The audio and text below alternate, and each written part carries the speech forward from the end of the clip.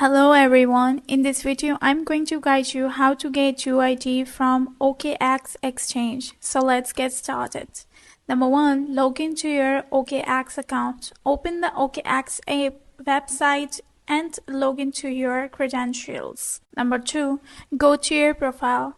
Click on your profile icon or username, typically located in the top right corner of the screen.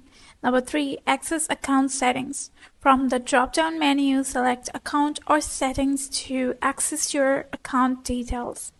Number 4, find UID. Look for your UID, user ID, listed in your account information. It may be displayed prominently or under account details. Number 5, copy the user ID.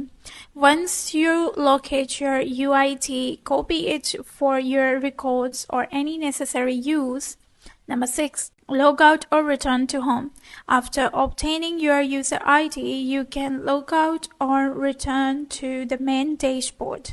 By following these steps, you can quickly get your user ID from the OKX Exchange. If you find this video helpful, please like and subscribe our channel. Thank you.